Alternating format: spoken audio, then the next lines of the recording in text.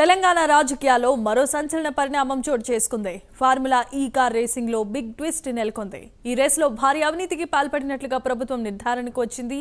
ఈ క్రమంలో మాజీ మంత్రి బీఆర్ఎస్ వర్కింగ్ ప్రెసిడెంట్ కేటీఆర్ కు నోటీసులు ఇచ్చేందుకు అనుమతి కోరుతూ కాంగ్రెస్ ప్రభుత్వం గవర్నర్ కు ఫైల్ పంపించింది.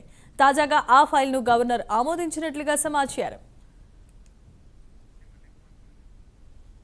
రైట్, ఇక ఈ కార్ రేసింగ్ సంబంధించి మరిన్ని అప్డేట్స్ అందించడానికి మా కరెస్పాండెంట్ కుమార్ సిద్ధంగా ఉన్నారు. Kumar, thank you Jemimah.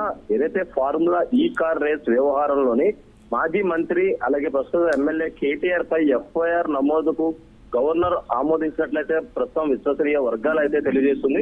ముఖ్యంగా ఏదైతే సంబంధిత దస్త్రం 2 రోజుల క్రితమే రాష్ట్ర ప్రభుత్వానికి కూడా చేరినట్లయితే తెలుస్తుంది. హైదరాబాద్ లో జరిగిన కార్ రేసుకు సంబంధించి ఉల్లంఘనలు జరిగాయని, అలాగే నిర్వహణక సంస్థ విదేశీ కరెన్సీ రూపంలో ఒప్పందానికి ముందే నిధులు చెల్లించారని, ఇదే నిబంధనలు విరుద్ధమని దీనిపై విచారణ చేయాలని రాష్ట్ర పురపాలక సంఘం అలాగే పట్టణాభివృద్ధి సంస్థ ఎంఏయుడి అక్టోబర్ లోని అవినీతి నిరోధక శాఖ అంటే ఏసీబీకి అయితే ఫిర్యాదు చేసింది.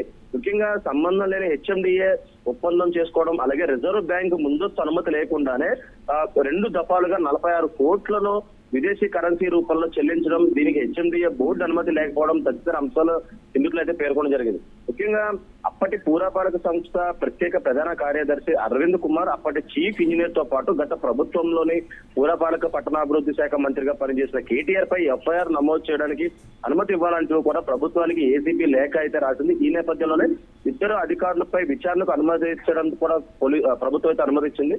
ముఖ్యంగా ప్రజాప్రతినిధి అయిన కేటీఆర్ పై కేసు నమోదుకు అనుమతి ఇవ్వాలని గవర్నర్ కు గత నెలలోనే లేఖ రాసింది.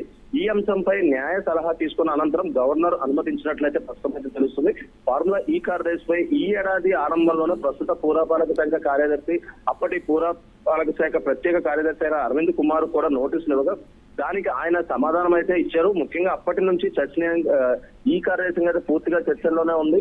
ముఖ్యంగా చూసుకున్నట్టయితే హెచ్ఎండిఏ నిధులు మళ్లింపు అంటే విదేశీ సంస్థకి ఈ నిధులు మళ్లింపు కేసుని అక్రమంగా ఈ నిధులు మళ్లించారంటూ కూడా ఏదైతే పురపాలక శాఖ అభియోగిస్తుంది. ఈ నేపథ్యంలో ఏసీబీ అధికారులు కూడా విచారణ చేపట్టారు. ఆ తర్వాత గవర్నమెంట్ కి లేఖ రాయడంతో కూడా ప్రస్తుతం గవర్నర్ అనుమతి కూడా దొరికిందనే తెలుస్తుంది. Jemimah, right, thanks for the updates Kumar.